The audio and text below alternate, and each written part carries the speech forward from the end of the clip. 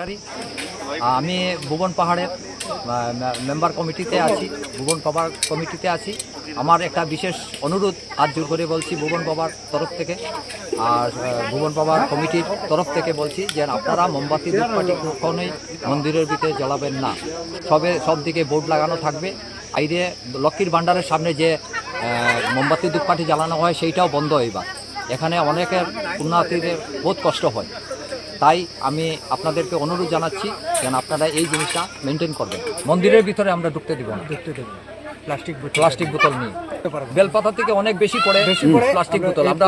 আমরা জাবড়া পরিষ্কার করি তো, সব পরিষ্কার সেই জিনিস ক্যারি ব্যাগ সব বাবার মাথায় ফেলে দেয়।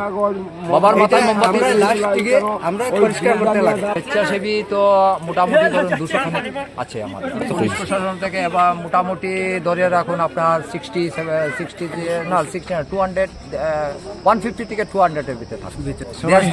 দেশবাসীর নিমন্ত্রণ আমি আপনাদের তরফ থেকে দিতেছি, সবাই আসুক এখানে। আর এইবার মহাকুম্ভ মহাশিবরাত্রি সুন্দরভাবে আসতো, সুন্দরভাবে যাতে কোনো অঘটন না ঘটায়। ধন্যবাদ সবাইকে। এটাই হলো আমরা মেইন বক্তব্য। ঠিক আছে। আমাদের সোনাই সার্কুল অফিস থেকে আমরা যারা এখানে এসেছি, আমরা প্রতি বছর এসে থাকি আমাদের সোনাই সার্কুল অফিসের পক্ষ থেকে। এবার আমরা এসেছি যাতে কোনো ধরনের কোনো অসুবিধা না হয় সেদিকে আমাদের ডিডিএমের স্টাফরা আমাদের সঙ্গে আছে, ডিডিএম অফিসার আমাদের সঙ্গে আছে, পিএইচই, পিডব্লিউডি, প্রত্যেক ডিপার্টমেন্টকে এবার ইনক্লুড করা হয়েছে।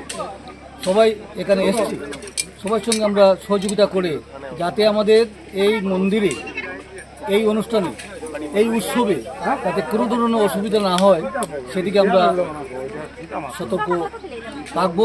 এবং প্রত্যেক ডিপার্টমেন্টকে আমরা সতর্ক করে দিয়েছি। আমাদের ডিসি মহোদয় উনি প্রতি ডিপার্টমেন্টকে ইনফরমেশন দিয়েছেন